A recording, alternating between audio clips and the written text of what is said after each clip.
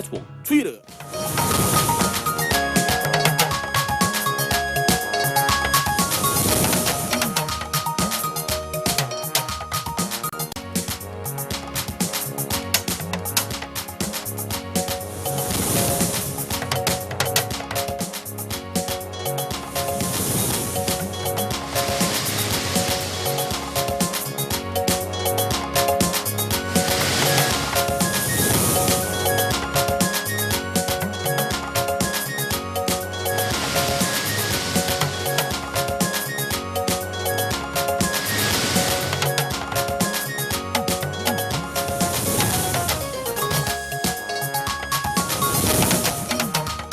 President Buhari directs Central Bank of Nigeria to stop issuing foreign exchange to saboteurs of nation's food security program.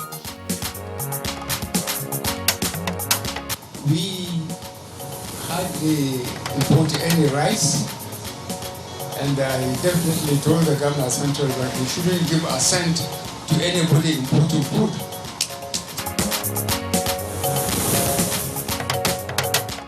Speaker House of Representatives urges Nigerians to respect constituted authorities. Religion is a leveler. There is no high, there is no mighty. We're all one before the eyes of God.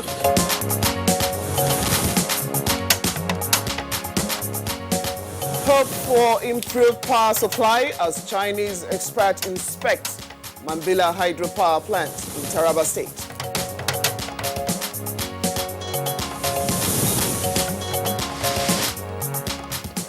On Good Morning Nigeria today, we shall discuss impeachment of deputy governors.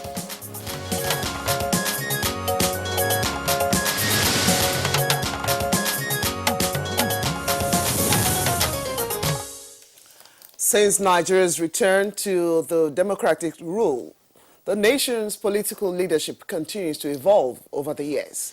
However, the democratic governance has witnessed and continue to experience impeachments at both legislative and executive arms of government. But what seems to be worrisome to many key players during the 20 years of our democratic rule is the state, at least from 1999 to date, the spate of impeachment of deputy governors. And it ranges from Ondo State to Adamawa to Enugu to Imo to mention, and that's just to mention a few. The deputy governors were removed within a short time by the respective houses of assembly.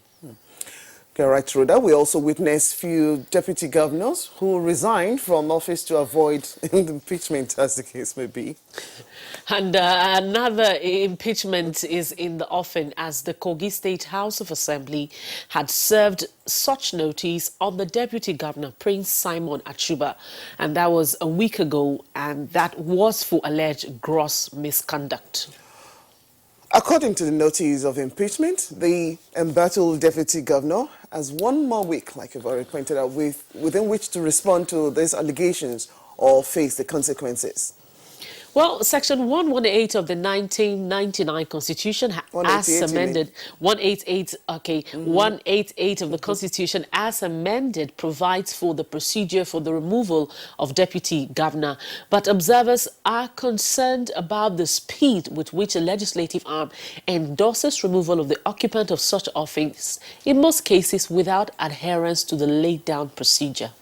Now, from experiences, Rhoda, the deputy governors, in most cases, that is for those who are not impeached for breaching any rule, but for actually falling out with their governors, that's the principle most times. So it's as if, okay, once you're not in tune or once you're not in consonance with your governor, the next thing is to use the state assemblies to actually move you out. You're absolutely right, Blessing. After all, most of the deputy governors are seen to be idle, perhaps, and that makes people refer to them as pet hires, you know. And as the Constitution did not spell out specific functions for them, it seems that that's what it really is. Well, for some, there are also cases of intimidation.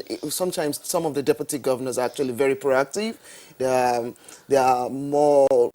For the people actually coming on such ticket, it's as if, okay, it is because of the strength and capacity of this deputy that made sure that the governors actually got a ticket. But somehow the intimidation from this kind of CVs presented gives some kind of rattling in the setup for those governors. Well, a lot of times it happens when you have a deputy governor that is very, very active and, seems to be up and doing. There seems, the governor seems intimidated. But most of the impeachment that we've seen truly, blessing is instances where, just as you mentioned earlier, they fell out with their principal, which is their governor. So the question should be, should these serve as a yardstick for the governors to impeach occupants of such offices at will, which constitution gross misconduct as contained in the Constitution? Who should determine gross misconduct to warrant impeachment?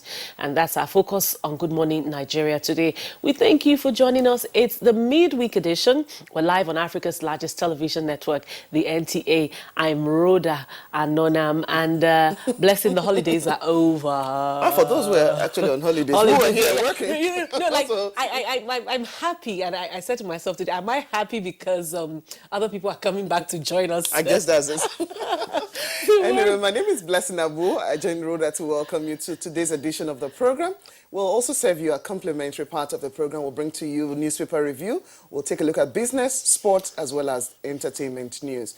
And here's the morning news with Musbah Dan Wahab. I know for sure your ram did not escape to anywhere, so we're getting the full dose of the ram meat. Good morning to you. I have a bone to crack with Musbah. You can be rest assured that my ram is safe, and just wait for it. You get it.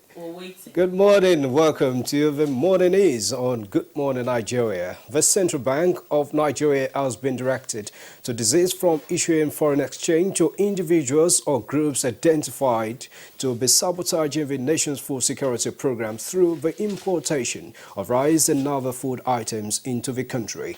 President Muhammadu Buhari gave a directive while receiving members of Progressives Governors Forum on Salah homage. He also ordered more drastic measures against smuggling activities. Hardly import any rice, and I definitely told the governor central bank he shouldn't give assent to anybody importing food.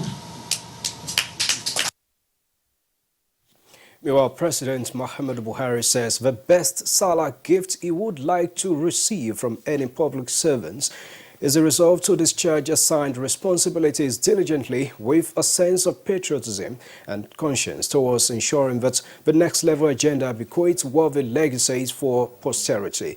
The president stated this while receiving various government officials and other interest groups on traditional Salah homage in Daura, Katsina State. He promised to remain steadfast in fighting for the poor. Assembly, most especially the Senate, that we're ready to provide the enabling environment for the content of the next level agenda to be implemented. As his foot soldiers and lieutenants in the various offices, we will continue to do our best to ensure that we create an enabling environment for him to be able to deliver on the dividends of democracy he has promised the people of this country. And as pilgrims conclude the last stages of the annual Hajj rite, Speaker House of Representatives Femi Gbajabiamila has urged them to imbibe the lessons of the holy pilgrimage, which is total submission to the will of Almighty Allah. He also called on all Nigerians to respect constituted authorities for the country to attain set targets. The Speaker, alongside some members of the House of Representatives on pilgrimage in Mecca, offered prayers for Nigeria. We all have our issues, no matter what part of the world you are. That's what life is all about. We have issues, but prayers will surmount everything.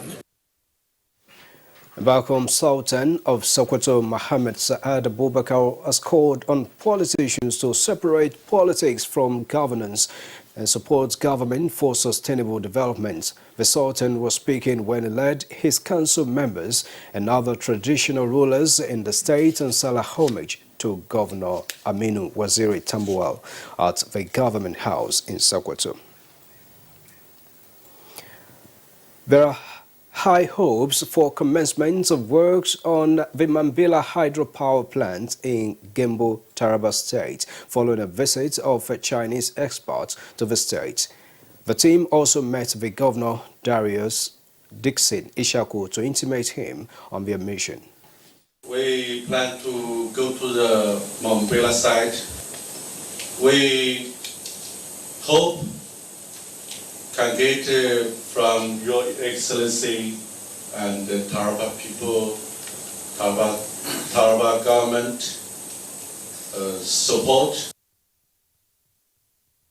The national chairman of All Progressives Congress and former governor of Edo State, Adams Oshiomhole, and his successor, Governor Godwin Obaseki, say there is no infighting between them. The surveys in an interview with newsmen after a closed-door meeting at Iyamo, the country home of the APC national chairman. The former national chairman in Benin, and we decided to come here and also visit with him. So there's nothing unusual. We're celebrating our leaders. What is unusual that my brother and I have met, and many people I work with, there is no new face here. And yet for you it's unusual. Thank you very much. A bit of security matters. The Nigerian army has put into use the newly acquired mines resistance anti-ambush protected vehicles in Maiduguri, Borno State. The ceremony was carried out by the representative of the Chief of Army Staff, Lieutenant General Tuku Brate. MRAP vehicles offer increased firepower, enhanced force protection against small arms, as well as improves lift capability.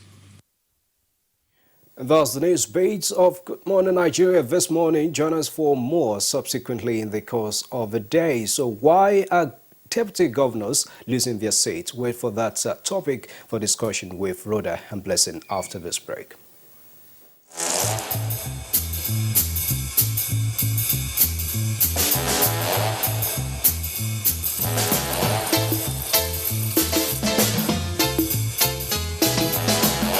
There's a smarter way to live with Airtel Binge Plan, the ideal data plan for those heavy data moments. Get a 2 GB daily binge plan for 500 Naira. Dial *141# to activate. Live smarter with data. Airtel, the smartphone network.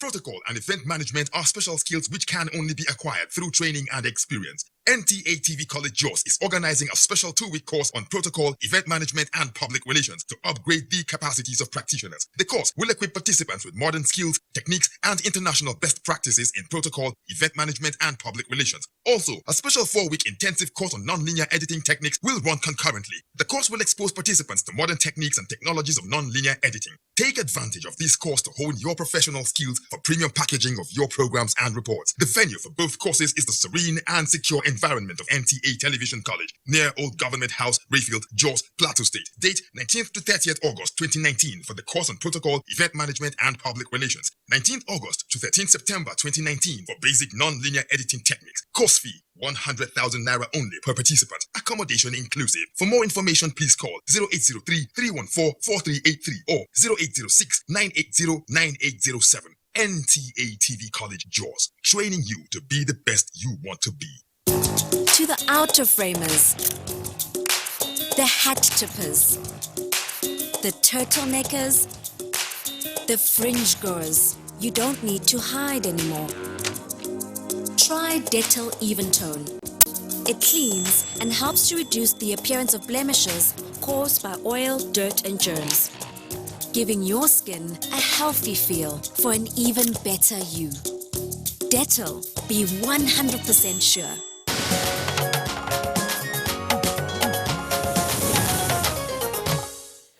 You're welcome back, and if you've just joined us, you're watching Good Morning Nigeria on the NTA. It's the midweek edition. Now let's bring you up to date in the world of business, as the Central Bank of Nigeria says it is poised to fund projects and activities that will move the economy towards green growth. Let's get more details from our business news correspondent, Comfort Amadu. The Central Bank of Nigeria, in its continuous efforts to boost investment in the country, is developing financial tools that will align both the banking and non-banking system towards the green economy drive through its sustainable finance roadmap. This is targeted at ensuring that banking sector mainstream environmental and social aspects into their business operations, practices, and activities to mobilize adequate resources for the development of the nation's economy. Considering the fact that enormous investment is required to transition the economy towards green growth and then a low carbon trajectory, it is aligning the financial system to ensure that we allocate resources that will allow the country move towards green growth. Nigeria is now an active participant in any discussion on green growth matters because we have ratified. In the meantime, the Central Bank of Nigeria has cautioned banks from compelling borrowers to patronize specific underwriting companies to buy insurance covers that are mandatory to access certain loans. The Apex Bank mandates all commercial banks not to compel its consumers to purchase products or services such as valuation service from a specific provider as a precondition for grant of a credit or loan facility.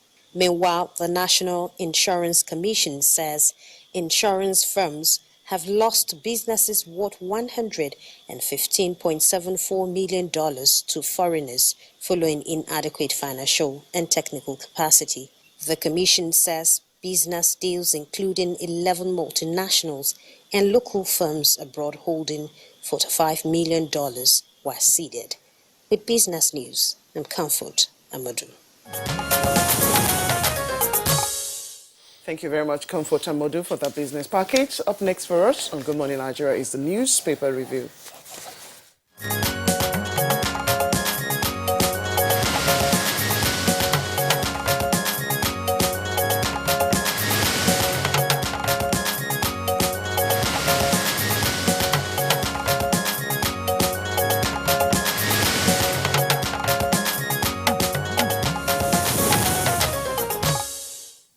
As always, to give more depth to our review is our newspaper reviewer, Bayo Atoibi. Bayo, good morning. Good morning, ladies. So I'm just seeing you for, okay, this is my first for the weekend, so happy Salah. Thank you very much. Happy Eid al-Kabir. Thank you very much. I hope you had a wonderful celebration. Yes, I did. Only that I didn't see the meat anyway. You didn't come to the meet. I know the owner of the meat, so I didn't have to come to the meet. Okay. You see, rams have leg. But when they are slaughtered, they become meat. Meat don't migrate. You have to go to the meat. Good one. All right, we have a couple of papers with us this morning. The Daily Trust, the Nigerian Pilots, we have the Punch, we have the Blueprints and Daily Sun. All right, so let's begin with the Daily Trust. On the front page of the Daily Trust, just below the nameplate, it says, "Rift with Obaseki created by selfish people," says Oshomole. That's on page 13 of the Daily Trust. How Katsina IDPs marked Salah in camp. It's on page 3. NCCA issues Ebola alerts to airlines, call for vigilance. That's on page 4. And the lead story that's on the Daily Trust this morning, Buhari to CBN, stop giving forex for food. Buhari to CBN, stop giving forex for food. With a rider there, President host SGF, Omo Agege, and 10 APC governors in Dora. That's the lead story for the Daily Trust this morning. Let's go to the foot of the paper. Let's see if we have more, headlines there. All right, London police officer joins Big Brother without permission. That's a story that's trending on social media. And police arrest robbers, amorous, others in Abuja. That's on page 36. And on 16, you have a federal YFG's bonds were oversubscribed in January. Those are the stories on the front page of the Daily Trust this morning. Blessings. Okay, I think let's take a cue from one of the stories you took about the president directing the Central Bank of Nigeria. That's the lead story for Blueprints. Buhari director CBN, that's the kicker, stop forex for food importation. And there's a writer to the story, vows to continue working for the poor.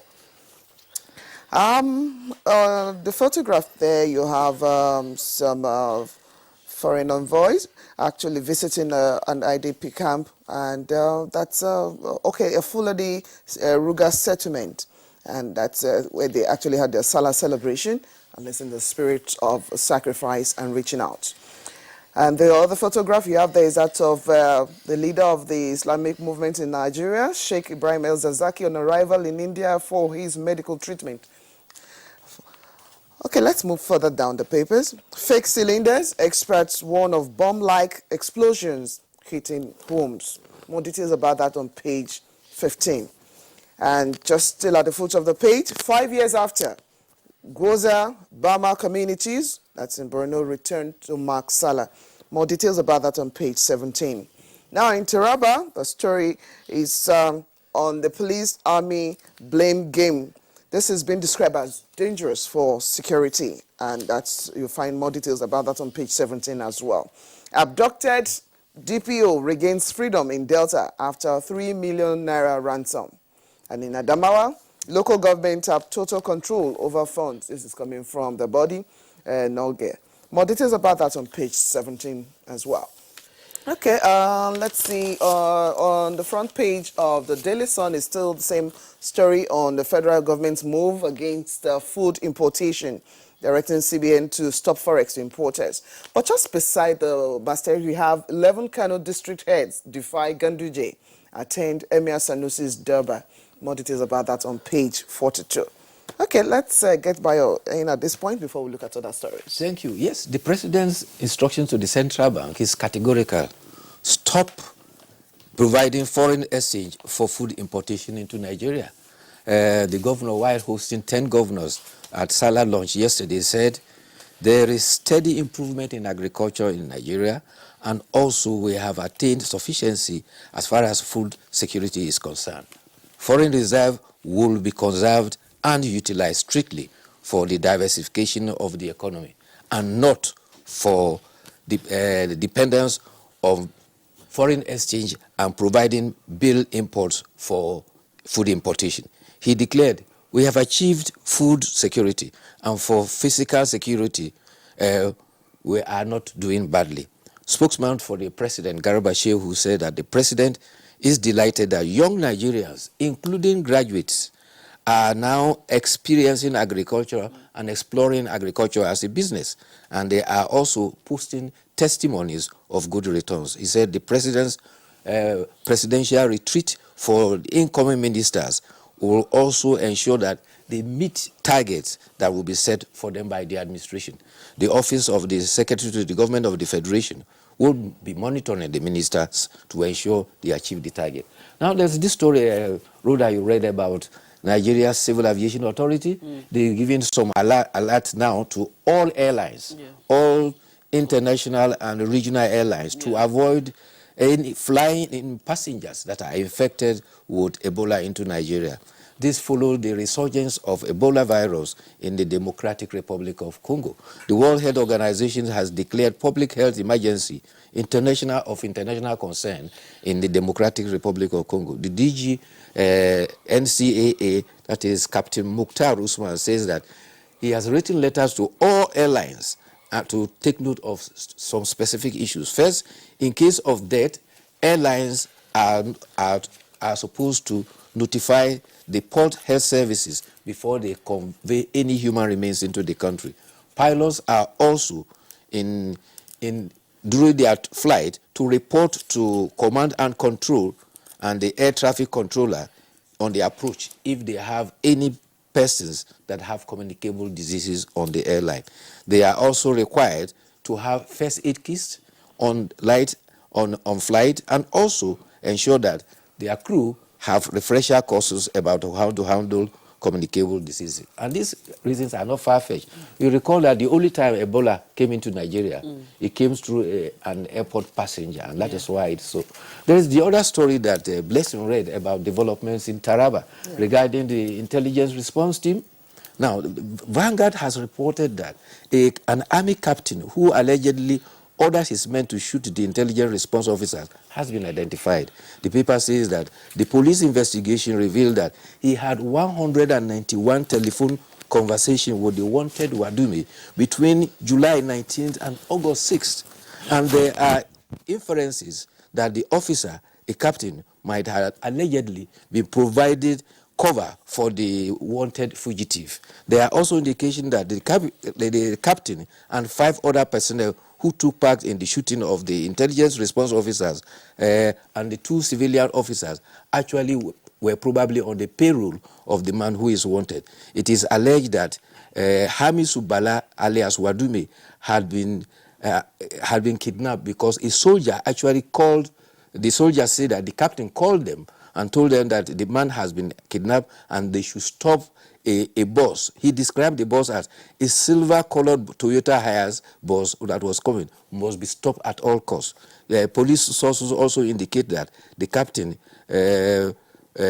was actually in contact with the kidnapper for a long time, and an alleged strong link with the captain was also explained. The other information that the police also have is that the police inspector, there was a police inspector who actually informed the army captain when the intelligence response team arrived at Taraba. That police officer has also been arrested and he's been questioned. The third leg is that villagers who took the arms of the intelligence response men and collected them were arrested by the soldiers who also collected the arms from them. It was said that when the boss somersaulted, their arms were flung into the bush, the farmers collected them, and the soldiers visited them and seized the arms from them. Meanwhile, Vanguard also has indicated that its investigation showed that the issue of Wadume was actually brought to limelight in March 2019. This followed a petition by a man from Kaduna State who says that his cousin had been kidnapped on February 15 at Takum. The kidnappers demanded 200 million.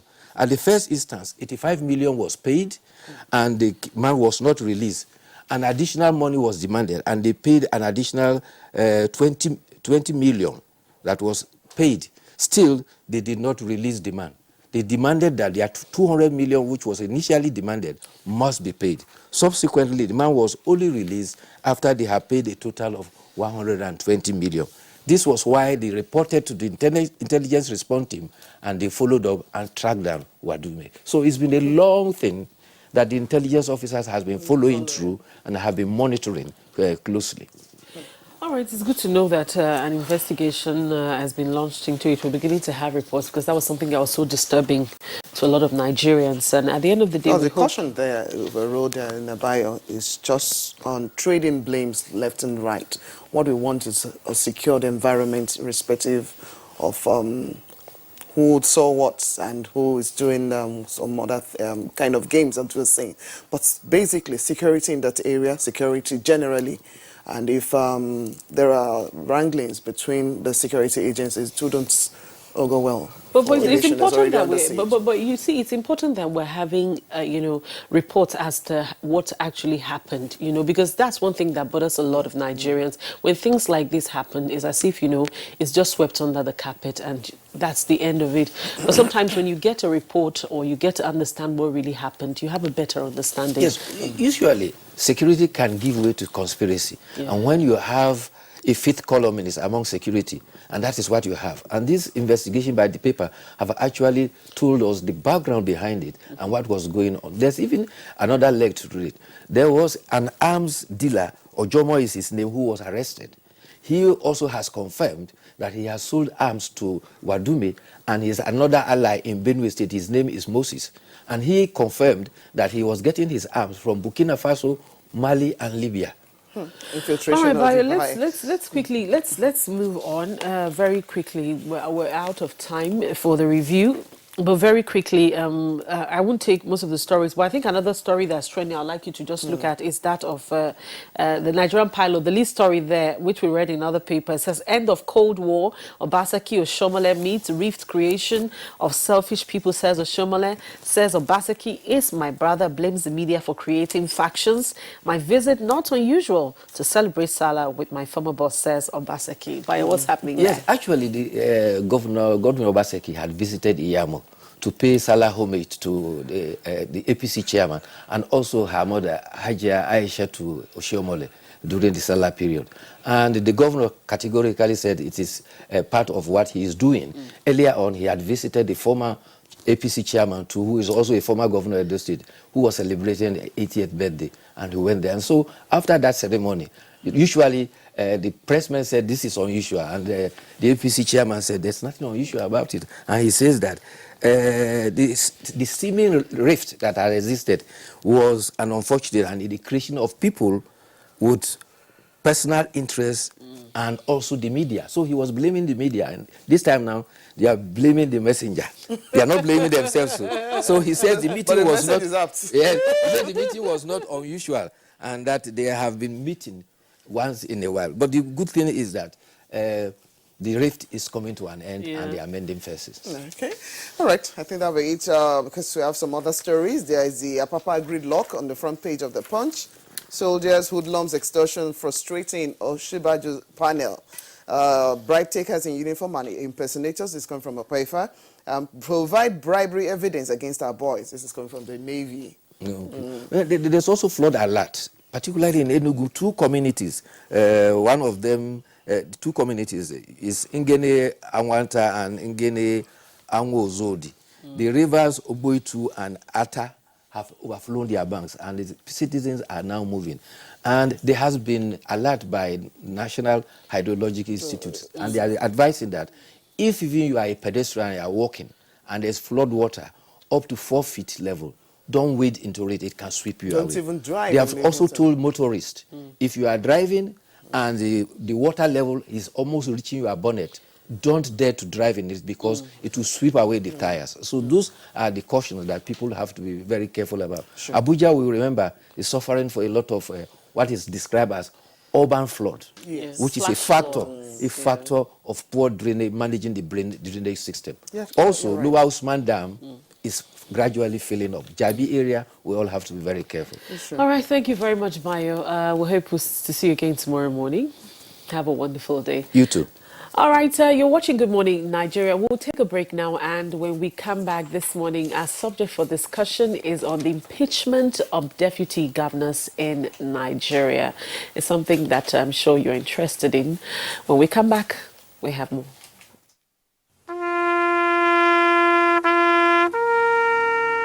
They are there at the crack of dawn. They are there busy preparing while we rise for our day. They are there silently, guarding, waiting, listening, and watching. They are there ready in the sky above and the waters below, in the blistering heat of the day, in the dead of night, willing, indefatigable, determined in the defense of the sovereignty of our country. They are our first line of defense and our last. They who have paid the ultimate price in defending us. They are fathers and uncles. They are mothers and sisters and girlfriends and boyfriends. They are brothers and cousins and best friends and neighbors. They are classmates, colleagues, and citizens of this nation. They are our defenders and deserve our respect, our prayers, our thoughts. Nigeria, please support our armed forces.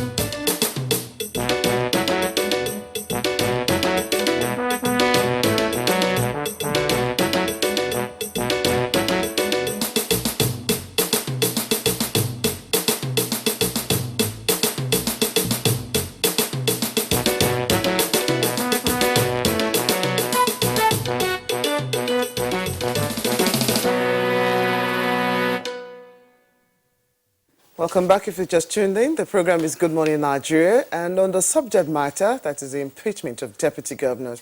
Serafina Okon went to town and she saw the views of Nigerians on this subject matter.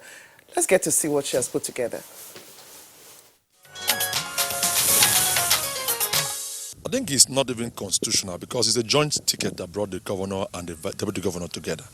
It's just an act of executive rascality. I don't think it's normal because whenever we point at the federal government, we are not looking at the state. The states are the main problem the Nigerian state is having.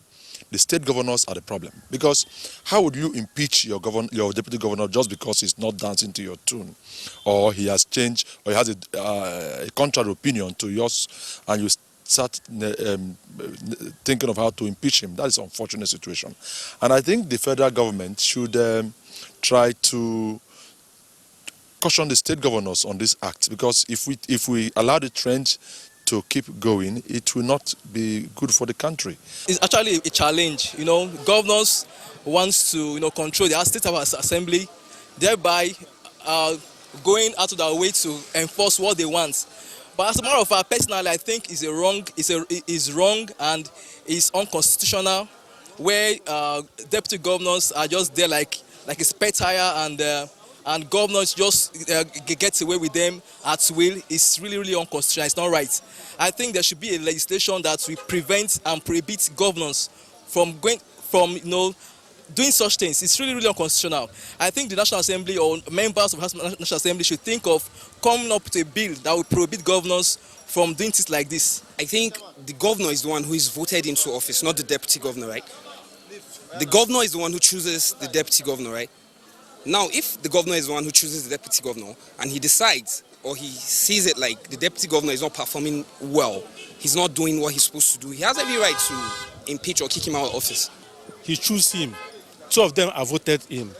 If not the wickedness of the nation, governor and deputy supposed to work hand on hand to move the state forward. It's because of the wickedness and what is in the pocket.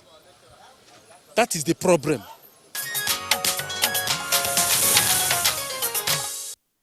Thank you very much, Fina. I'm sure the views are as diverse as our faces are different in Nigeria, and I'm sure in this discussion this morning you'll find other views as well.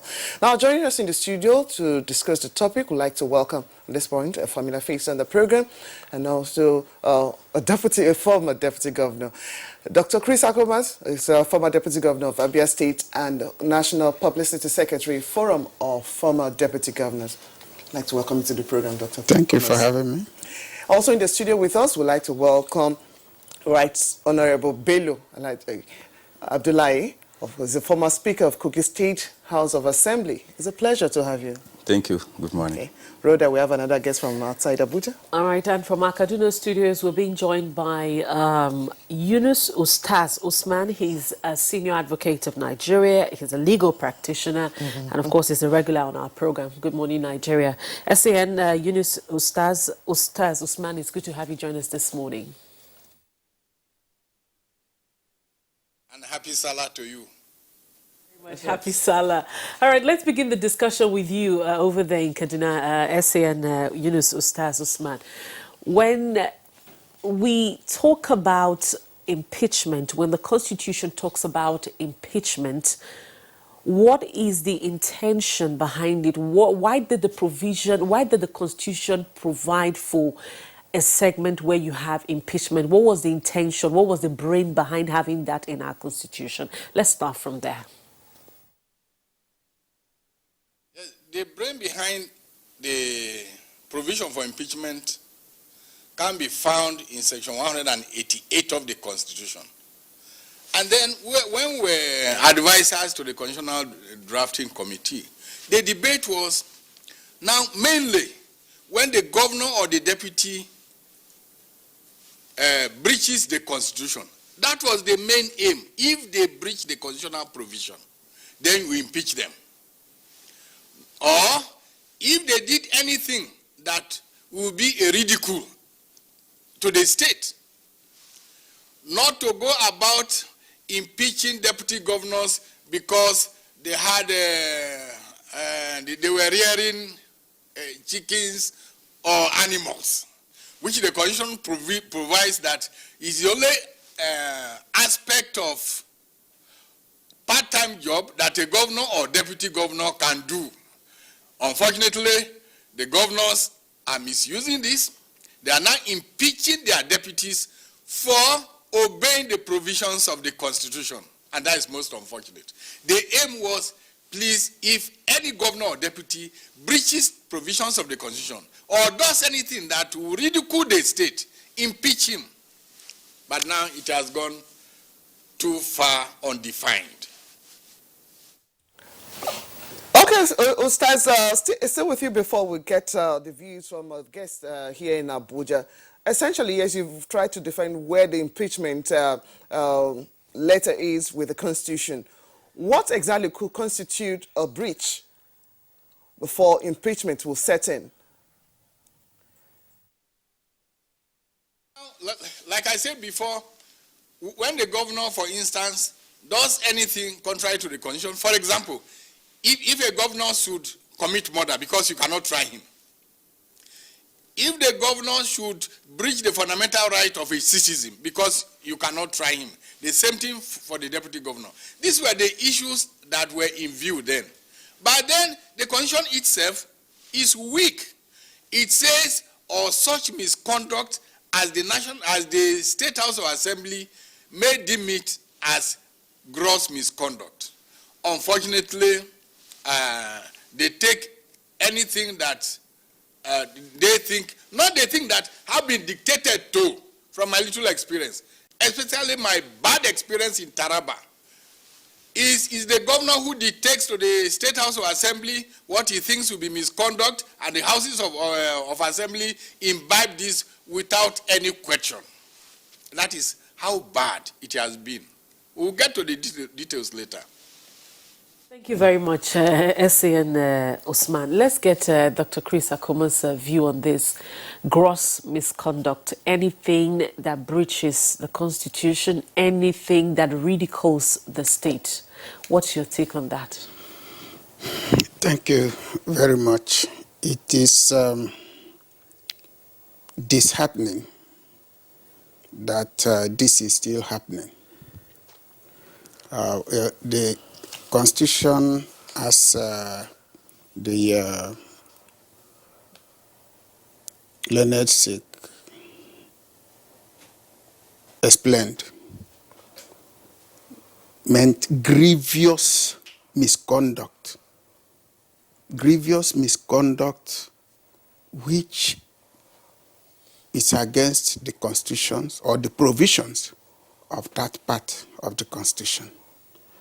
But unfortunately, it became something else. A weapon of intimidation, a weapon for manipulation, and a weapon of vendetta. If you recall, even at the national level, it was something that was used recklessly and carelessly. And that was why in the life of an administration, a section of the country produced 5 Senate presidents within the life of that administration. It was also an issue with the National Assembly at the Green Chambers. But then they realized and recognized that if something is not done, it will continue. Why am I coming from this point? Because the legislature at the national level recognized the need to do their work and to do what is right. And that is why we have some sanity at this level. But at the lower level, the legislators are still under the beck, call, and command of the governors, based principally on one thing: who pays? Because if the legislators at that level refuses to do what the governor is requesting them to do, the next thing you will see amongst them struggling to impeach the functionaries of the legislature, the speaker, the deputy speaker, so that they can take, because somebody is paying. And that has made deputy governors more endangered. Why? In most states, when a deputy governor is impeached, part of the carrot to the legislators is that one of you will be, or somebody you approve, because they will have to consent to the nomination. So they have a big stake. And most times, these things happen in such a way and manner that even if somebody asks for something that you don't have and you say, sorry, I can't give that, it has become misconduct. I've said it in various programs before. Our forum is very unhappy with what is happening. I think since the ticket or to that office of governor and deputy governor is joint, our legislators at the national level should begin to look at a way of also holding both of them jointly culpable and responsible for actions that otherwise the way you don't greet somebody is misconduct. You say the truth and express your opinion is misconduct. Some things that could be, handled and discussed at that level. The governor is the father of the state. And the deputy governor is also, like the deputy father of the state. So fathers cannot be seen to be engaged in trivialities. The issue of impeachment and the way it's going, you see somebody like the senior advocate said, my friend in Enugu, it was chicken. For some of us, because he said, whatever they say is misconduct, is misconduct. Now, the catch here and why they go on doing this is that once pronounced, you don't challenge the pronouncement, you can only challenge the process. Okay. And if they follow the process properly, in most cases, the impeachment will not come through. So they don't follow the process to the letter. That's Dr. Chris Comas. That's part of why we're discussing the issue this morning, the process of impeachment, how it's being handled, how very quickly, a notice is served and within a very short period of time, a deputy governor is impeached. But then let's get the views of Bello Alhaji Abdullahi. You are a former speaker of the Kogi State House of Assembly. People have their diverse opinion that state houses of assembly are rubber stamps for the governors. How true is that? Well, thank you, my dear sister. See, I think it is not true when this assertion is stated that state houses of assemblies are rubber stamps to the executive. During the time I served in Kogi State, either as a member of the State Assembly or when I was coordinating as the Speaker of the State Assembly, Kogi State House Assembly was one of the outstanding state legislature in the country. We stood our ground. We maintained the principle of constitutionalism, and we even had very tough encounter with the governor then that the whole world, was aware of. So my assembly during my time was never a rubber stamp. I cannot say of other state assemblies in the country. And so the assembly has been doing very well.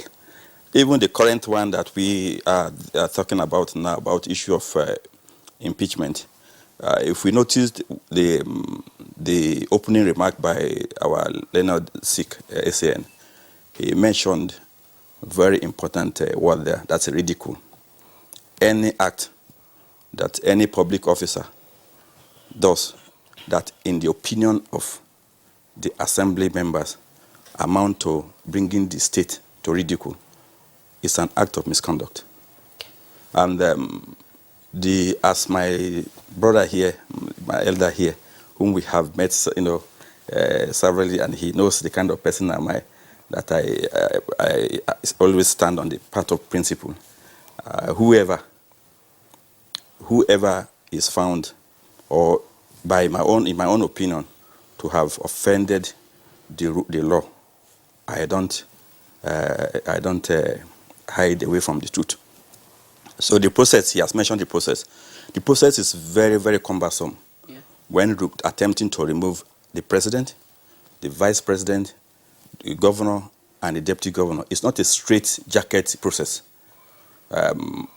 Section 188 of the Nigerian Constitution, as amended, stipulated the process.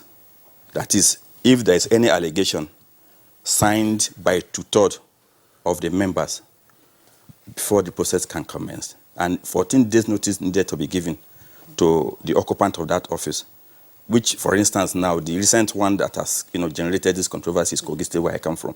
14 days has been given. The process has commenced. So we cannot say that the process has not commenced according to the Constitution.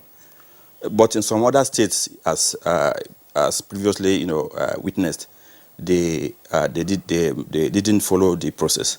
And when subjected to judicial scrutiny, definitely such decisions of the State Assembly may be reversed where the process was breached by the Assembly members themselves. All right, thank you very much, Right Honorable Bello. We'll come back to both of you here in the studio, but let's get to Ibadan, where we have another guest seated. Professor Alexander Shenge is a professor of industrial and organizational consumer psychology, Faculty of Social Sciences. Now, let's underscore the process to which we have found deputies in Nigeria generally. And they have been described, the activities with their principles have been described in various interesting terms. Give us an overview of what you've seen and the psychology behind this act, which comes to the hallmark of impeachment saga.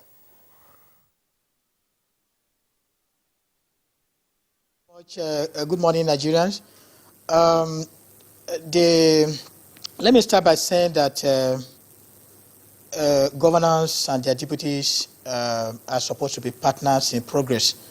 The governor and the deputy, they come into position, their position on a joint ticket, and they are supposed to be partners in progress. Now, I'm not a lawyer, but I just want to say that I think the whole idea of impeachment is supposed to check excesses of an executive person that is in an executive position who enjoys immunity from civil and other non-civil litigations. But I think governance should see their deputies as partners in progress. The idea here is to bring about progress to the state where they govern. Now, people have described deputy governors in different ways concerning impeachment. Some have described them as endangered species. Some describe the process as being the hand of Esau by the voice of Jacob, or so how to say it. But I think when members of the state assemblies also do their work well, they know what they have to do, then I think they will relate better with the executive, with the governor, but like the other contributor said, once money and other material needs are involved, people lose their focus, and that is not good for the system. We can even start looking at that from the point of view of the electioneering process. Now, as a psychologist, when I take a look at the posters during campaigns, the normal thing you will see is the photo of the governor very big, then the small one by the side of the deputy governor. What did I show you? It is telling us about the mindset of the governor even before they come in. The mindset of, I'm a big person here, very important, then there's another person here who is somewhat inconsequential, and that's not good enough. So the mindset here is a big problem. So governors should go into office with the mindset that their deputies are their partners in progress, and that when they partner with them very well, and that there are constitutional provision for going about this. Let me say, as people have observed already, that I've taken a look at the Section 188 of the Nigerian Constitution as amended, and the process of impeachment is very rigorous. If it is really followed dutifully, it is a rigorous process, but sometimes there are shortcuts. People, as we have seen in the system in the past, people bypass certain things, people manipulate certain things, and then it becomes so easy. It is not supposed to be as easy as it is done every now and then in this country. So I think in the course of maybe amending the constitution later on, I think the people that do all these things have to look at these things very seriously. The other issue here is the challenge of determining, ascertaining what is gross misconduct. There are certain terms that can be subjected to interpretation that are not objective. And I think all of these things are very important, and we need to look at them. And the legislature at the state level should see the executive as a partnership progress. They shouldn't be seen as people to be described as rubber stamp. Again, it depends on the state that is involved. You know, Nigerians have ways of evaluating things at different times in different ways. When the state assembly is assertive and appear to be, in quote, antagonistic to the governor, people say that they are causing confusion, they are being antagonistic. Now, when there is a kind of a cooperation, people look at it as being a rubber stamp. So I think the state assemblies and their leaders should look at all of these things very well and serve the nation to bring about progress and development. Because the overall utilitarian value of governance is to bring about improved quality of life in the citizenry. And I think Nigerians should have that at the back of their mind, that what they are there to do is to bring about a positive change in the lives of citizens of Nigeria under their state. Professor Shenge, will come back to you in the course of the discussion as well. Let's get back to former Deputy Governor Dr. Chris Akomas. In your forum, that's the forum of former deputy governors, there are great concerns, no doubt. Some of them we have already started talking about. But where we have these breaches or these issues that usually characterize the rift between governors, what are those things that you found out over the time? Perhaps that's at least we could share some examples across the states. You already pointed out that from state to state they vary. Let's find out what you know. Thank you very much. Yes, from state to state they vary, but on the average, if you take average assessment, you will. It's not fair, but if you take the average assessment, the general thing is that the state legislatures, legislative assemblies are weak, and my prof from Ibadan talked about cooperation. Cooperation is needed. Collaboration is important in governance between the legislature and the executive. But over cooperation or being subservient to the point where you impede on the human rights and the authority of the other person in order to press that person, just because you have the fund, just because as a stakeholder it will benefit you personally and not looking at the general and public good, is what we are against. I have said before in one of the programs here that our forum, we even kept, and it was only registered and incorporated as forum of former deputy governors to avoid conflict with the forum of governors. Because people at that time were thinking that we want to go into direct confrontation or competition, which is not correct. Every serving deputy governor is an associate of the forum. What is key here is that the ticket to be a governor is defective without the deputy governor.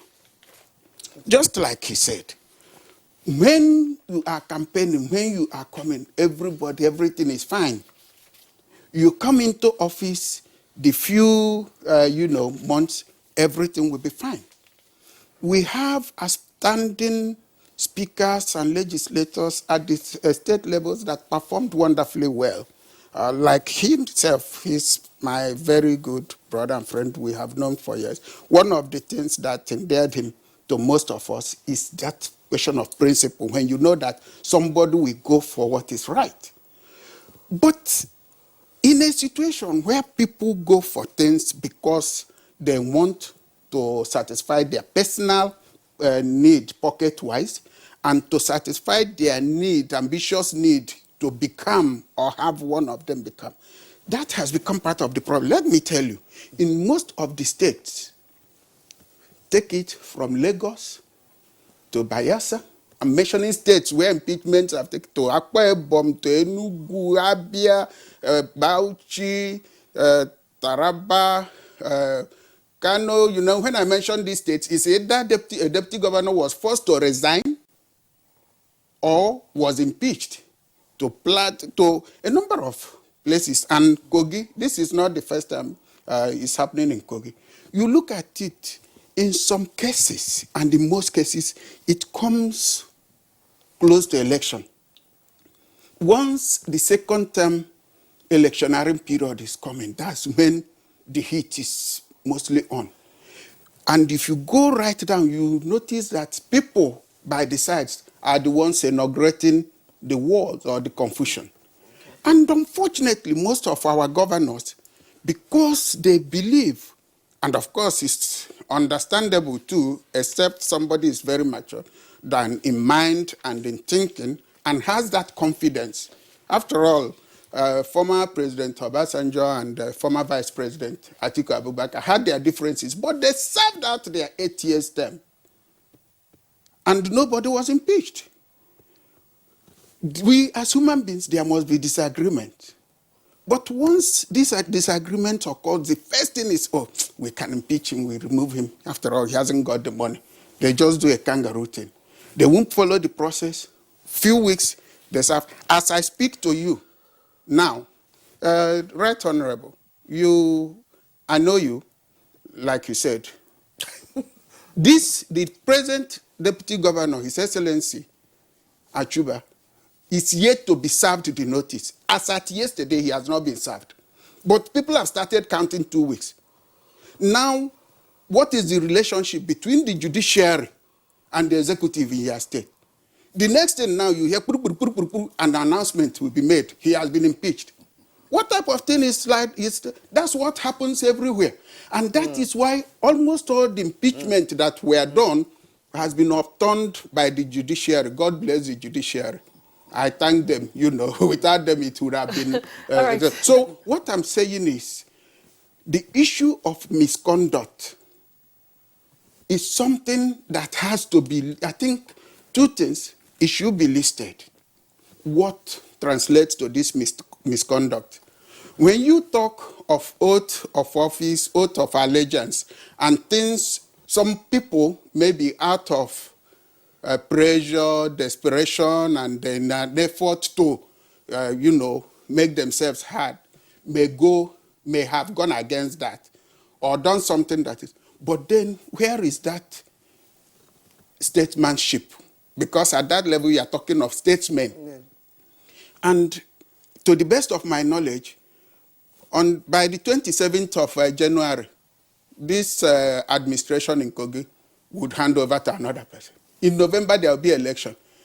Assuming the process of impeachment is followed to the letter, there will be no way, there is no way you can conclude this in 3 months. And so, why can't we sit down, talk? You have managed yourselves to this point, less than 5 months. Why can't you manage yourselves and save us these problems and then also save the resources of the state? Why deploy it towards showing a man that you have power? It's only God that has power.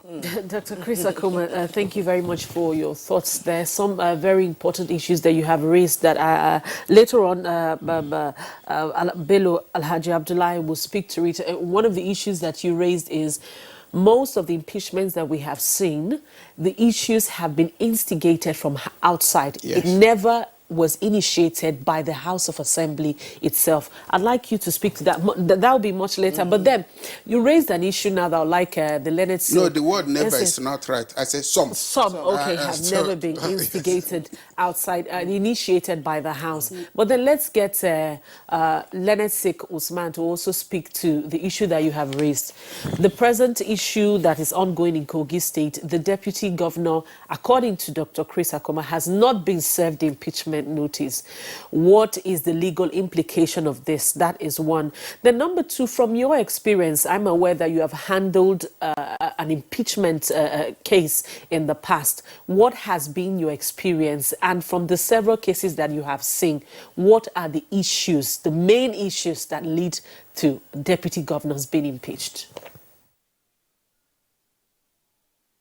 If I should tell you my experience, we will not live here today, so let's cut things short.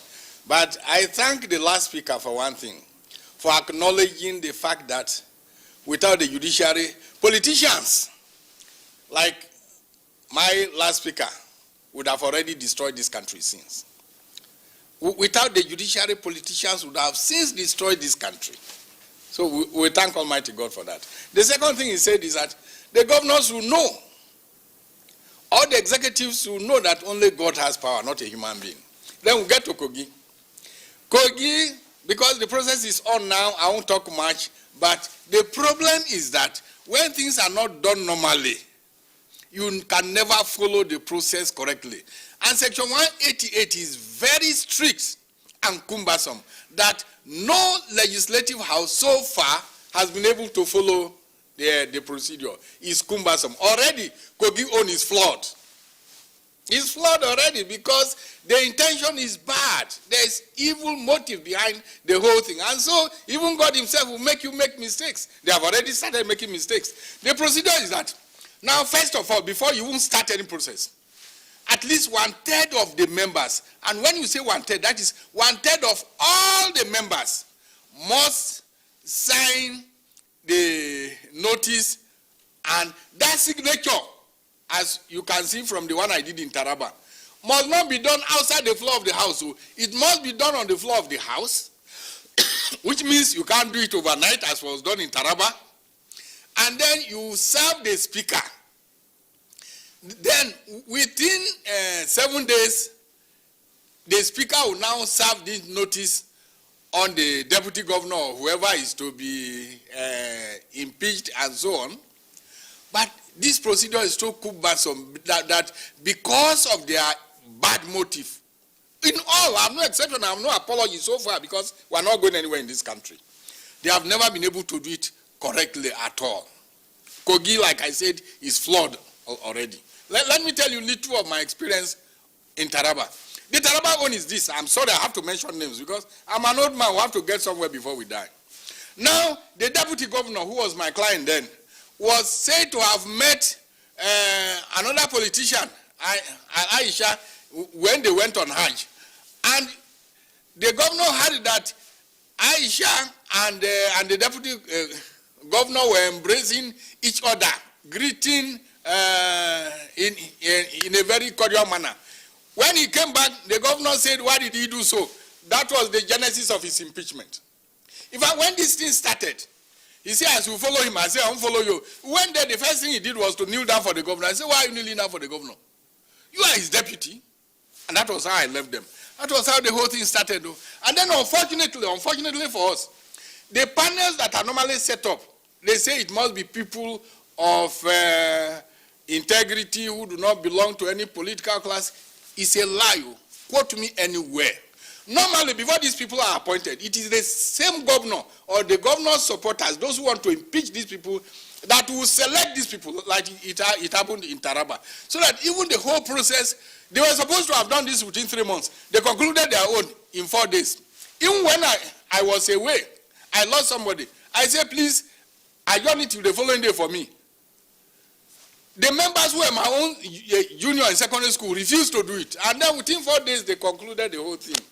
But as God Almighty to have it, Supreme Court set aside the whole thing and even said that these members should be disciplined But unfortunately, that didn't happen. So the whole thing is from the petition writers, the speakers, most of the speakers, apart from my brother who is there, who was an outstanding speaker then, and in Kogi, and that's why it didn't find things easy.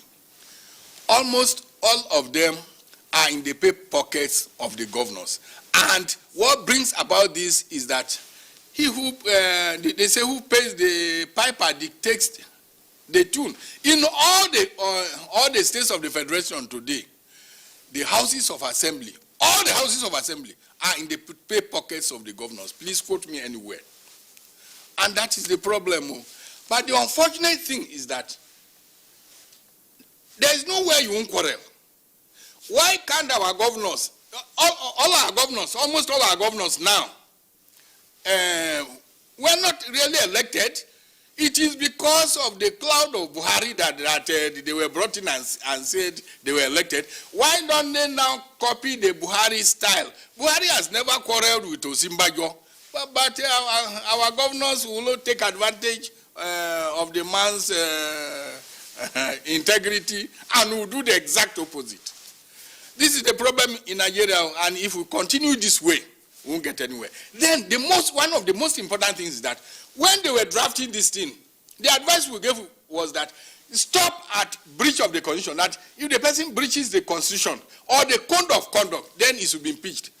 But when they went, my brother, I don't know whether you were one of those who say that we were too legalistic, that they should give the members of the houses a say to say that any conduct. That was how that any conduct was brought in. And that's the one they are using now to do all the bad nocturnal activities in removal process. I was going to also ask you, I wanted to ask you, Blessing, I was going to ask you, part of the issues that people have raised is that section 188 or the Constitution itself does not provide for the role of a deputy governor. And that is part of why people see them as a spare tire. How true is that? Does the Constitution solely provide or specifically highlight the roles of a deputy governor, or it is under that of the governor? 93 of the Constitution specifically says that the governor may assign, it does not even say shall, it doesn't say must, may assign a role to the deputy governor, which means a wicked governor may not even assign any role at all, because he says may assign. But then that was not what was in the draft. The draft was that the deputy governor shall be given we call it consumative role by the governor. They removed that at the last level, and it was not removed during the debating process. So it was at the drafting process, and I understand with the greatest respect that many things happen when that thing was removed. After its removal, I think the people who had the final say did not look at that provision again, or did not call for any legal advice before they put it there. So as at now, the deputy governor has no role at all. It is any role that the governor wants him to play. And in most cases, the roles that the governor gives them to play are normally, from my little experience, normally dirty roles. That if you say you are not playing it, you are impeached. Thank you very much, Leonard Silk. We'll come back to you to explore more on those flaws or lacuna in the Constitution that is giving the legal ground for this to actually breathe. Okay, let's get back to Right Honorable Abdullahi. Some of issues raised, aspects of the Constitution, you just mentioned some of them. The guest in Ibadan also looked at that. And basically, like we've pointed out, not having this concise role to play by the deputy governors, that's an issue for state houses of assembly, so that if they need to actually look at such breaches, whether committed by the governor themselves or even the deputies, because one is a joint ticket, how does this impact on the kind of legislation that we get from the state houses of assembly? Thank you.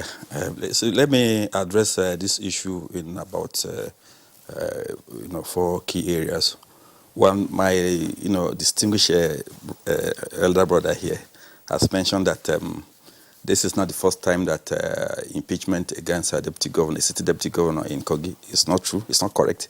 It's not correct. Sorry to use the not true. It's not correct.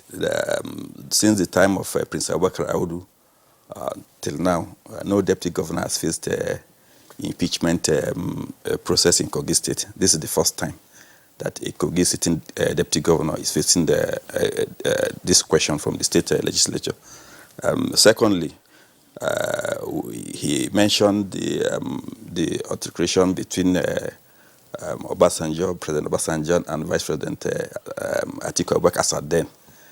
If we noticed during their misunderstanding, Alhaji Atiku Abubakar never came to the public to address, to divulge information out of what he knows about, or by virtue of he being in office as vice president, to the entire nation, thereby bringing the nation to ridicule or constituting himself to as security risk to the nation.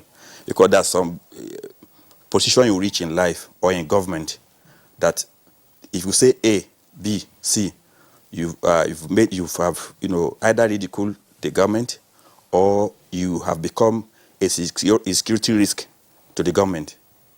So that is why most of us that goes to take appointment either by way of election, the drafters of the Constitution are wise enough to give two things upon assumption of duty of office. I want to make it very clear, because I know now that you're specifically referring to the issue that is on ground, in the sense that part of the notice that is said to have been served or will be served to the Deputy Governor of Kogi State, Honorable Simon Achuba, is that he has made certain statements publicly that has ridiculed the state, and in a way, some statement he has made has posed some security threats to the state. I'm still coming to that, my sister. Okay, go ahead. You see, where I reached before you stopped me is that the drafters of our Constitution are quite aware of what may likely happen if you are exposed to certain information by virtue of your position in government. Mm-hmm. That is why, upon assumption of office, you are sworn to first oath of allegiance to the country. Secondly, the oath of office. The first one of allegiance is to commit yourself to the nation, that you defend this nation, even if you have to put in your life on the line. The second one, oath of office, is so rich and comprehensive to the extent that one is made to commit himself that I will not even I shall, is will. I thank God that we have a learned Sikh here. I will not divulge any information directly or indirectly to any other person. That this information that comes to me by virtue of me being a member of this government or this office that I'm occupying. So that is it. Now we talk about the issue of breach of the Constitution. If having taken this oath, you come out publicly to say statements, the question for determination is whether a breach has occurred. If, for instance, one is covered by the Constitution from a prosecution, and upon you driving yourself along the street privately on your own, you knock down a citizen, and the citizen, become, is killed in the process. Do you now say that a breach has not occurred because you have taken a citizen's life? When a breach is, occurred, the only thing anybody can vouch for is political solution to the crisis. To coming out to your question as to what the state legislature can do to enhance the working, the working environment of a sitting deputy governor. Yes, I thank God we have an association of former deputy governors. We have seasoned lawyers in this country. We have citizens that are well informed. The Constitution is so flexible to the extent that we can propose an amendment by either the forum of former deputy governors or even somebody like me, putting in certain things into the Constitution for an amendment whereby the functions of deputy governor can be expanded If it goes through the National Assembly and it then now goes through about 24 states in the country of the State Assembly concurring to such an amendment, it becomes part of the Constitution.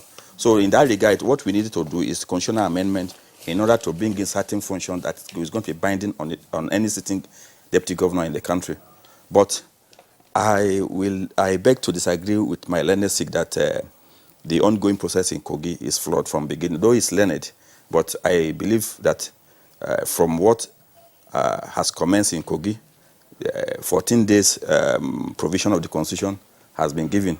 The question of whether it was served on the deputy governor or not, I cannot say, because I'm not the one that is in the Speaker or the Assembly.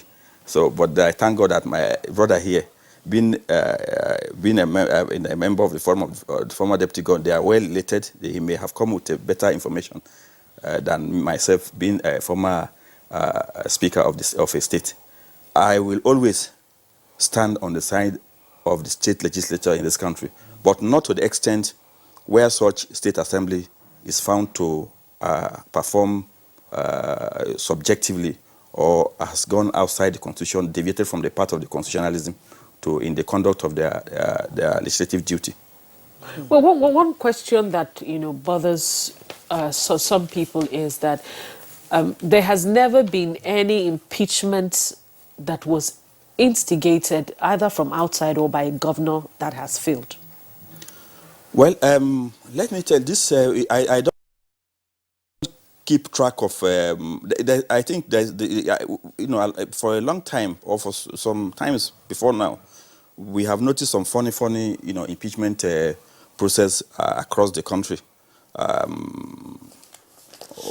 One where a deputy governor is seen to be impeached because he kept a chicken or fowl in his compound, and that amount to a misconduct or gross misconduct, or where, as the learned Sikh has mentioned, a deputy governor is alleged to have had interaction with a citizen of this country, then it has amount to misconduct. These are hearsay, especially this second one, because the governor was not in Saudi Arabia with the deputy governor. So somebody may have, a third party may have come to inform the, even if the deputy governor has committed such crime, it is based on hearsay. And when subjected to the courts, the courts never allow any information based on hearsay to pass through.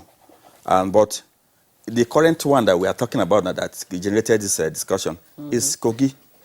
All right. You were speaking to it earlier because you were raising some issues which I actually asked and said the issue of security and all of that. Issues because we've left Ibadan in limbo for some time. Dr. Akumas will get you to react. But right there in Ibadan, aside Professor Alexander Shenge, we also invited political scientist Professor Remi Ayede, who is already seated, as we understand, is of the political science department, University of Ibadan. Professor Ayede, I'm sure you've had the benefit of listening on the other guests' outlook to impeachment of deputy governors versus the instrumentality of states. Where is all this process being taken into consideration, and where we have the obvious lacuna from the Constitution, where and how we've been able to do it right and how we've been able to achieve much. But then let's get your views on all of this situation that you have presented on all donors. I think the first point that needs to be emphasized is that impeachment is not just a legal process, it's also a political matter. And that's why if you look at the condition for impeachment, emphasis is placed on what is described as gross misconduct. And it has to be politically determined most of the time. And that's why when we talk about a deputy governor, it's always a joint ticket with the governor. And it is important that there's always that a cordial relationship between the deputy governor and the governor for that office to make sense. And that's why many governors treat that office essentially as a spare tire. And if you take off from that perspective, you recognize the fact that the position of deputy governor is tied to that of the governor. And when governors move for impeachment, simply because they have relational issues with the deputy governor. And if they are unable to address that at that level, then it can spiral into conflict that often end up in the impeachment of the deputy governor, because the governor is actually the person who has executive power and they can command the kind of influence that can affect the position of the deputy governor. That's why it's important for us to look at it from that perspective. Now, what it then means is that we need to look at the way deputy governors themselves are appointed or to be running mates to governors. Most of the time, it is usually the product of some form of political settlement, especially in situations where there is a coalition of political parties or political interests in order for the governor to be able to succeed in winning an election. That often leads to a situation where it takes a deputy governor who has been suggested to him by a particular section of the political party. If they don't get some kind of agreement on fundamental issues of state, then there's likely to be a problem.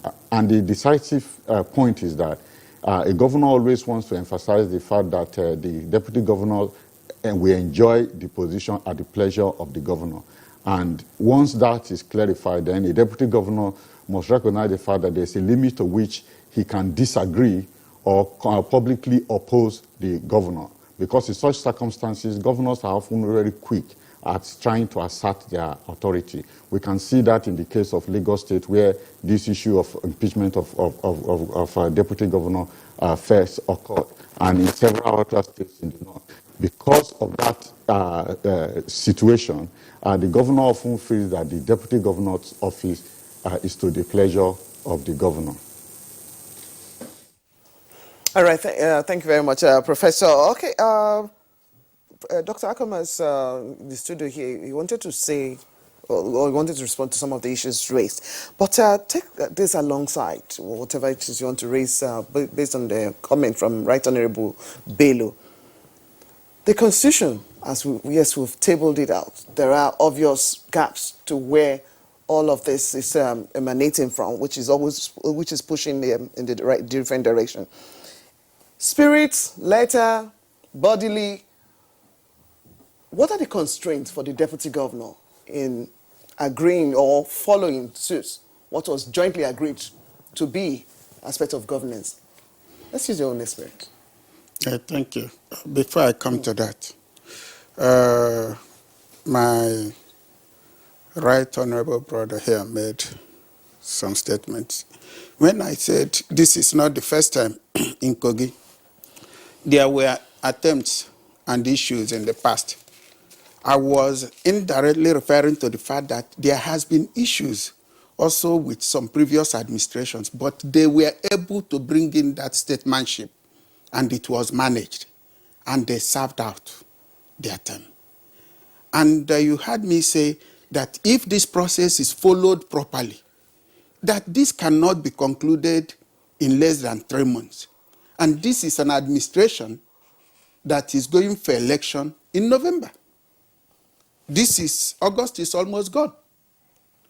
And they will hand over January. So why can't this be managed and save everybody the issues? Yes, mistakes can be made. Nobody is above. It's only God that is perfect. And it's only God that is good. No man is good. How come misconduct is only seen to have been, infringed upon by only deputy governors or speakers of houses of assembly?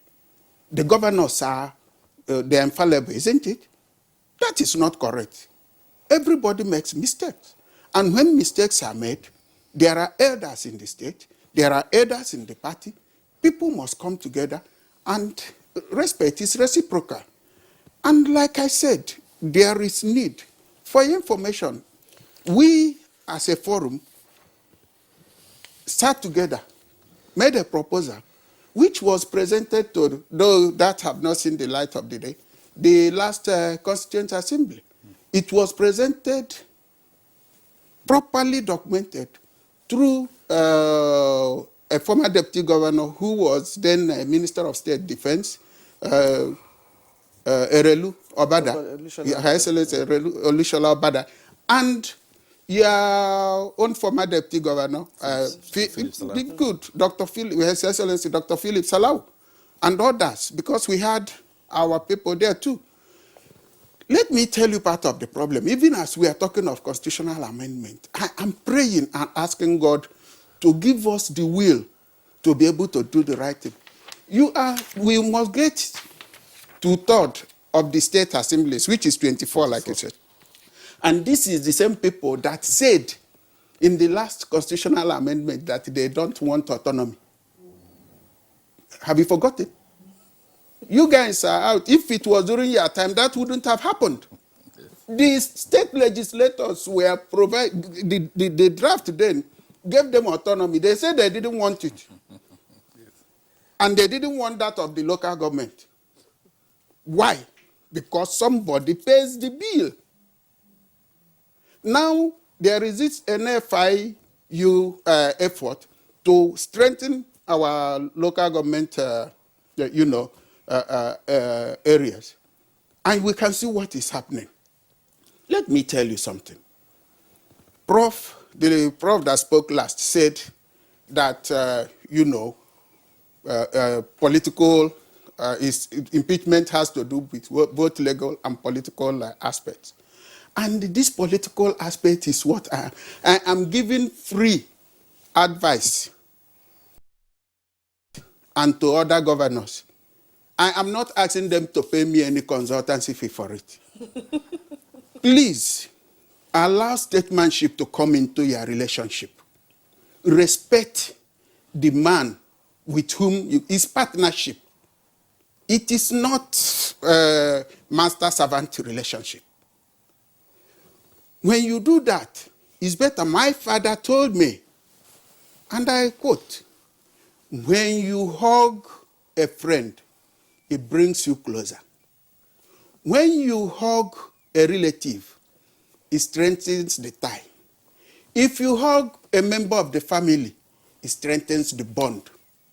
You don't have somebody together come with you because you want to win an election, you win. Or in this case, where somebody is appointed, you appointed him for a reason. If your calculations is no longer what you are seeing, I mean, must this guy run again? It's still the prerogative of the governor and the party to say who runs goes with him as a running mate. That is not the issue here. The issue here is that there is no need for this. That's what I'm saying. And if someone has made mistake by going to say things, look, my brother, when you have not been paid, you suffered it too. So His Excellency Ochoba said he has not been paid since 2017. I went through that. We had a speaker. You know him, but I won't mention the name now. The one before the one you know that you are very close to. Yeah. One time we had a meeting. Why are you quarreling with your members and even the governor? He said, look, I was on my own as a house member, drinking my golden guinea and star. This man that is governor introduced me to other types of drinks. And now he said I should not continue to drink. Okay? Somebody, by the grace of God and who has worked hard, he became elected or appointed, in this case, as a deputy governor. His people are looking up to him. Pressure is on him to show forth that he's actually part of the government. Then you starve him of his rightful, allowances, travel allowances, this and that. And then you are enjoying your own. If that pressure comes on you, you need to be very, very strong. You need the grace of God not to open your mouth. Listen, His Excellency Fashola, during the first screening at the National Assembly, in the Senate, as a minister, he was asked questions about loyalty. You remember his reply? My brother, I pray that your loyalty will not be tested. Until your loyalty is tested to your stomach and that of your people, the integrity and your respect by your people, then you will know whether. But when that has occurred, this is where elders come in. This is where the governor now, as the father of the state, should take that position of an elder. When a mistake is made, call the person to order and say, don't do this again. These are the implications. Even the House can initiate it. We had a situation in the House where members were trying to impeach a speaker, and I saw what was happening and where it was coming from. At my level as deputy governor, we were able to stop that. So what I'm saying is, let the governors learn to apply that political aspect. As part of it, give a hug and let the state move on. Save the state of this unnecessary bickering and save our country while we work on these constitutional, gaps and it's very important.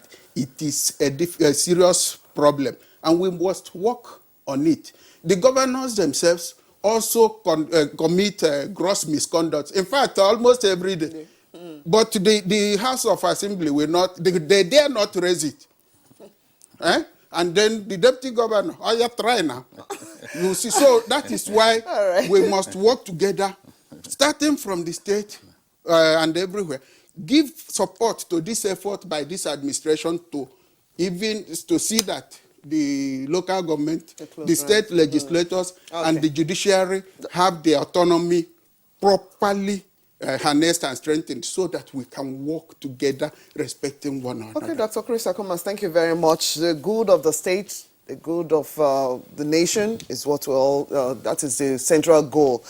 We're going on a break now. We'll take some messages. When we return, there are reactions already from the viewer, and I'm sure we want to hear from them as well what they think about the topic of the day. You're watching Good Morning Nigeria.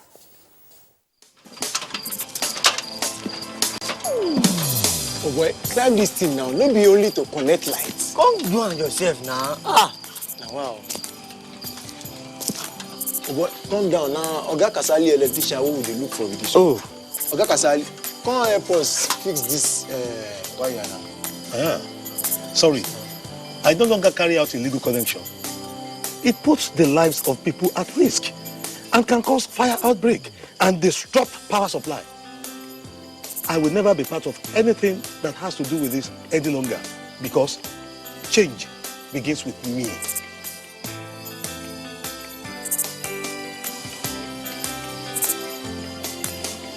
Oh boy, what you mean talk makes sense. Oh boy, we could carry this ladder from over. This message is brought to you by the National Orientation Agency in conjunction with the Federal Ministry of Information and Culture.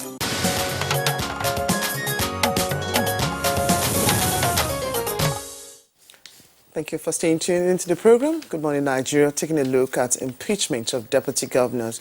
Now, let's look at the reactions from the viewer. From Delis Jack Solomon, we have this tweet: the impeachment of deputy governors by state legislators is further evidence of governors tightening grip over the ruling party in states ahead of the gubernatorial election in the states, just like you have in the case of Kogi. Governors and state lawmakers must stop violating the constitution. We advocate for harmonious working relationships between all state governors and their deputies, between members of the executive and between executive and legislative arms at all levels of governance in Nigeria. In Kogi, 21 out of the 25 lawmakers have signed the petition to impeach the deputy governor of the state on 3 grounds of criminal indulgence, financial misappropriation, and non-performance. Same counts that the deputy governor is fielding against the governor. Who is right on this matter? The next one is from Mike Anyoko. He says, impeachment of deputy governors, as we have witnessed since this republic, we're all marred with impunity, irregularities and saboteurs, manipulations from executives. Extract laws of the land were violated with reckless abandon. National Assembly must come to their rescue. Okay, another tweet is the one from Chris Simeon. It says, if Kogi Deputy Governor Mr. Simon Achuba is impeached by State Assembly. The question is, of what benefit has the impeachment brought to the entire populace, economic and social spheres? To me, the impeachment of Kogi Deputy Governor by Kogi State House of Assembly is uncalled for, unethical, due process was not followed. And then the last one is from Mogbola Babs. It says, looking at all the impeachments from 1999 till date, the deputies had always been at the mercy of their home cronies. Governors see their deputies as beneficiaries of their own large-heartedness and not with equal mandates. So a governor wakes up from the wrong side of the bed, he mutes the deputies and of course calls for his removal. This act is senseless and insensitive. As long as the deputy governors remains the prerogative of the parties or the governor to be, we will continue to witness such hanky-panky. If deputies are usually elected through primaries like we do would be with governors. The possibility here is that the governors will see their deputies with equal mandates. So those are the tweets that we have now. Remember, you can still be a part of this conversation if you tweet at us, our Twitter handle at NTAGMN. Now, very quickly, we're almost out of time, but then let's bring in Professor Shenge. Let's get your closing thoughts on the way forward. As you do that, what implication does this have on our democracy? The implication of impeaching deputy governors. Are we moving forward or are we retrogressing? And what do you think would be the solution? It's not just about deputy governors. The whole idea of impeachment, when people want to embark on that, first we should find out what are the benefits at the end of the day. Is it going to benefit the society at the end of the day? And I think, as some of the contributors have said, I think it's a matter of understanding and dialogue. Governors and their deputies and everyone, they are not beyond dialogue. Coming to the table to discuss things, iron out things, to make provisions for the things that need to be done. It is very disheartening to hear that a deputy governor has a benefit, as in the case of the deputy governor of Kogi. I read in the paper somewhere that about he's being owed 819 million naira in benefits and allowances. And that's not good enough. So the dialogue is very important. If the legislature should assert their autonomy, but then there should be understanding, mutual understanding. And I think governors are not infallible. Everybody needs to be to train themselves and be trained. I think it is a good opportunity for governors and the people of the legislature to reach out to experts, in the social sciences and other areas, to train them in certain areas to go about these issues. For instance, in recent time, I've been looking at issues of emotional intelligence in governance. There are too many Nigerians that are so cognitively intelligent but emotionally very unintelligent. And this has affected relationship in so many ways, a relationship even at the executive level. So I think Nigerians should learn to come together to discuss things that need to be ironed out, because conflicts, at a certain level, they bring out the best, but then when they go extreme, they become counterproductive. But I think coming together to discuss things is very, very important. And the Nigerians should be ready to learn.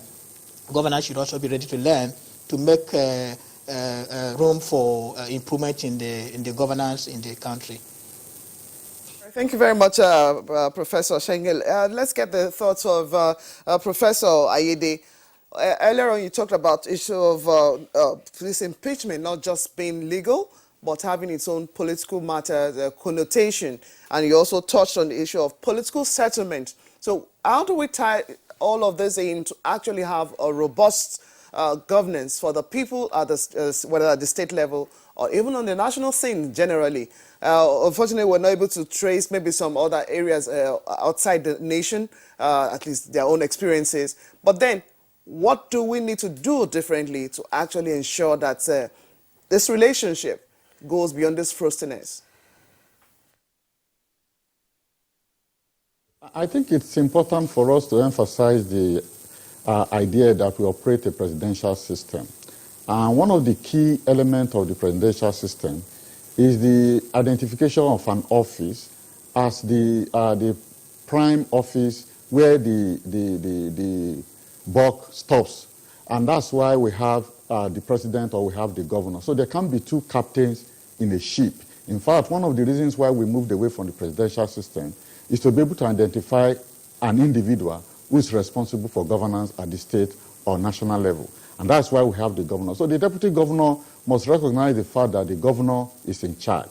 But more importantly, the governor, as one of the speakers in your studio has emphasized, must demonstrate statesmanship, because it's easier for you to solve a problem when you are at the helm of affairs than for those who are working with you to be able to assert themselves. So if the governors can bend over backwards to accommodate the deputy governor and make meaning out of that office, then our democracy will benefit.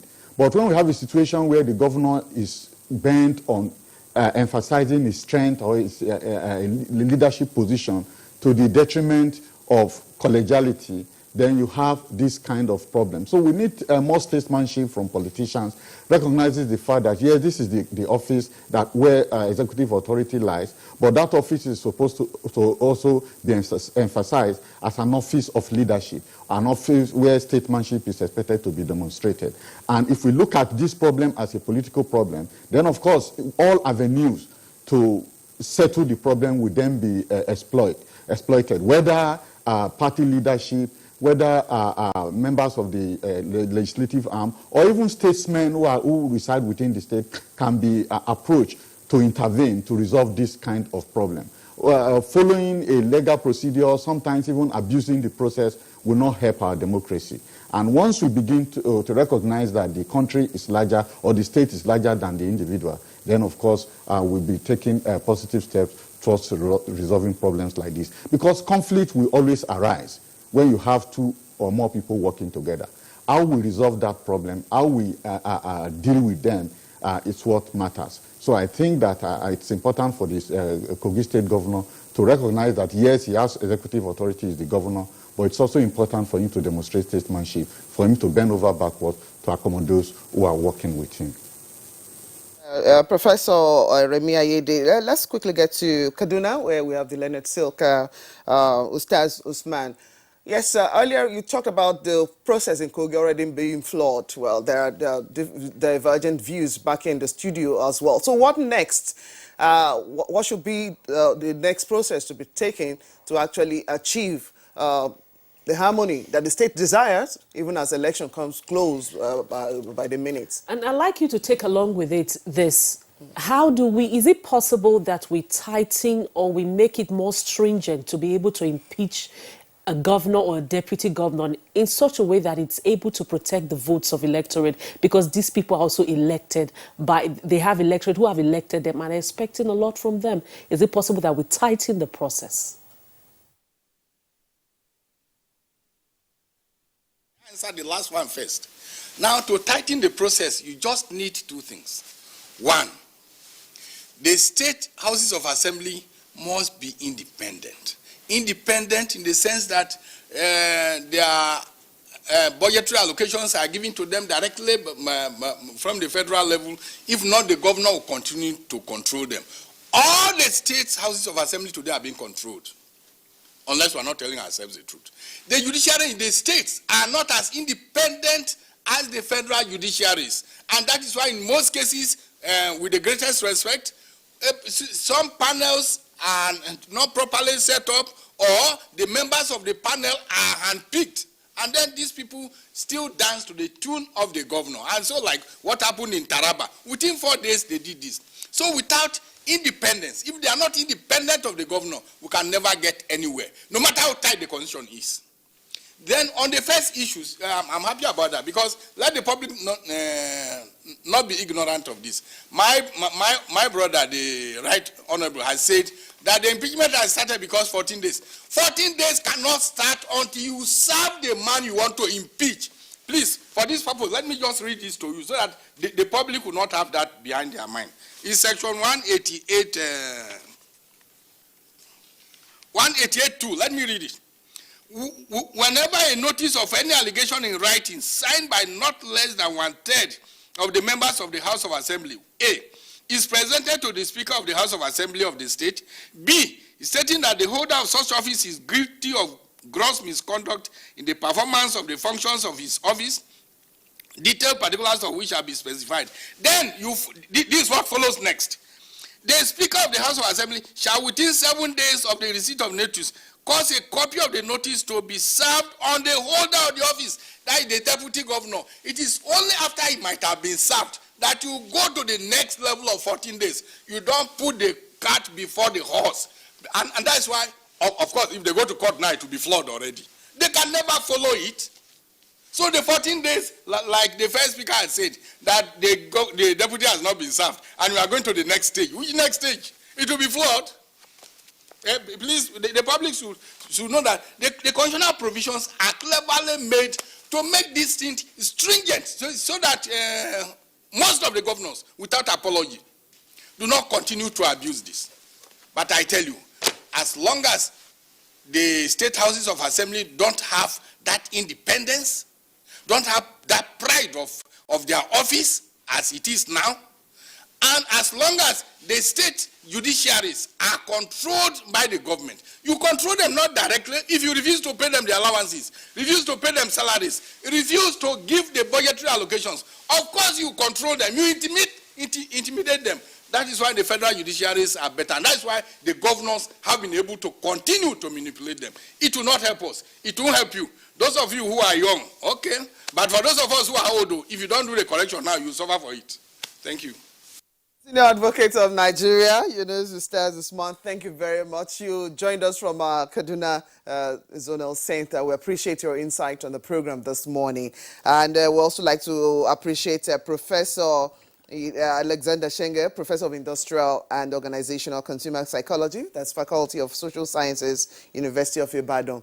Also in the Ibadan studio, Professor Remi Ayinde, Political Scientist, of course, with the University of Ibadan. Thank you very much, gentlemen. You joined us from the Ibadan Center. But just quickly, the guests here.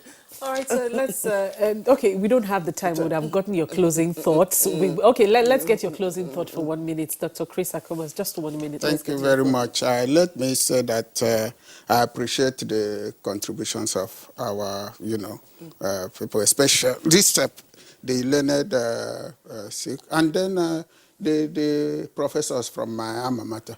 The only thing that we, for now, given the circumstances, that we ask for is that that issue of statesmanship be brought to bear on the situation now in Kogi, and going forward that we all work together and looking at that general and public good.